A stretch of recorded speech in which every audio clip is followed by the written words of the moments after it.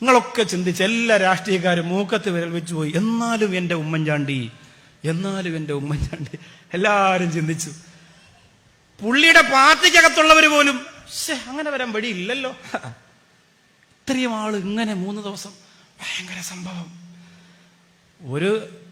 ഒരു ഭ്രാന്തെടുത്ത പേര് തന്നെ വിനയായി മാറിയ ഒരുത്തൻ, അവന്റെ പേര് തന്നെ അവന് വിനയ.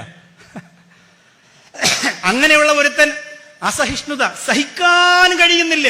ഈ തിരക്കും ആളും ഒക്കെ കണ്ടിട്ട് കുറെ ആളുകൾ പറഞ്ഞു കഞ്ചാവാന്ന്. ഒരു കഞ്ചാവും അല്ല, നല്ല ബോധത്തിൽ പറഞ്ഞതാ, നല്ല ബോധത്തിൽ പറഞ്ഞതാ, സഹിക്കാൻ കഴിയാതെ പറഞ്ഞതാ.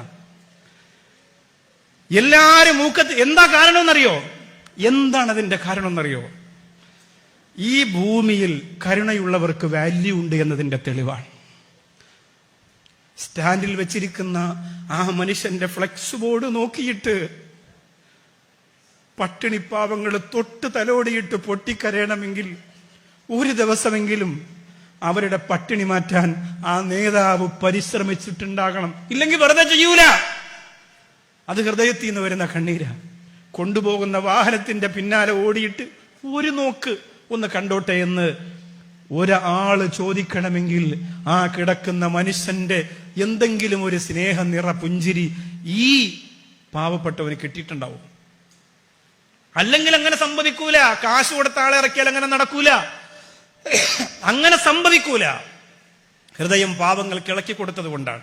എന്തിനേറെ ഒന്നുമല്ലാത്ത ഞാൻ എന്റെ മകൻ മരണപ്പെട്ടപ്പോ മോന് വേണ്ടി തുടങ്ങിയ സ്നേഹസാഗരം, അതിന്റെ ആദ്യ ഉദ്ഘാടന സമയത്ത് ക്ഷണിച്ചപ്പോ അദ്ദേഹത്തിന് വരാൻ കഴിയാത്തത് കൊണ്ട് അതിനുശേഷം ആളും പടയാളികളും ആരവങ്ങളും ഒന്നുമില്ലാതെ വാഹനത്തിൽ ഒരു ദിവസം വന്ന് മണിക്കൂറുകളോളം സ്നേഹസാഗരത്തിലെ രോഗികൾക്ക് അടുത്തിരുന്നും അവരോടൊപ്പം ഫോട്ടോ എടുത്തും അവർക്ക് ആശ്വാസവാക്ക് പറഞ്ഞും ഈ നേതാവ് നടന്നു നീങ്ങി. ഇപ്പൊ ഇത് കാണുമ്പോ എനിക്ക് അത്ഭുതമില്ല.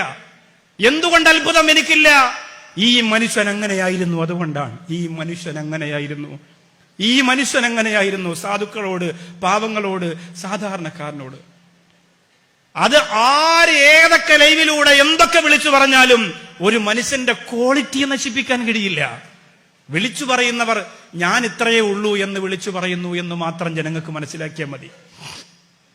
എല്ലാവരും പ്രതിയോഗികളും ശത്രുക്കളും എറിഞ്ഞവരും ചീത്ത വിളിച്ചവരും പരിഹസിച്ചവരും കള്ളക്കേസ് കൊടുത്തവരും അപഹസിച്ചവരും ഒക്കെ ആ തിരക്കിനിടയിൽ വലിയ വലിയ സൂപ്പർ സ്റ്റാറുകൾ എത്രയോ ആളുകൾക്കിടയിലൂടെ തിങ്ങിയും ഞെരുങ്ങിയും ഒന്ന് കാണാൻ വരുമ്പോ ആലോചിക്കണം, അവിടെ എല്ലാം മറന്നുപോവാൻ, അവിടെ എല്ലാം മറന്നുപോവാൻ. ഒരു പ്രശസ്തനായ സിനിമാ നടൻ എഴുതി വെച്ചു അത്രേ. എന്താ എഴുതിയത്? അയാളുടെ കൂടെ കുറച്ചു സമയം നിന്നപ്പോൾ എന്റെ സ്വന്തം പേര്, സിനിമാ ലോകം എനിക്ക് തന്ന വലിപ്പമുള്ള പേര് തറയിൽ വീണ് ഉടഞ്ഞ് ഒരു കുട്ടിയെപ്പോലെ ആ മനുഷ്യന്റെ കൈ പിടിച്ച് പൂരപ്പറമ്പിൽ നിന്ന ഒരു ചിന്ത മനസ്സിൽ വന്നു അത്രേ. നിങ്ങൾ ആലോചിച്ച് നോക്ക്. നമ്മൾ നല്ലവരാകണം, നമ്മൾ നല്ലവരാകണം. നമ്മുടെ മനസ്സിൽ നന്മയുണ്ടാവണം, പാവങ്ങളോട് സ്നേഹം ഉണ്ടാവണം. കരയുന്നവരെ കണ്ടാൽ കൂടെ കരയാൻ കഴിയണം.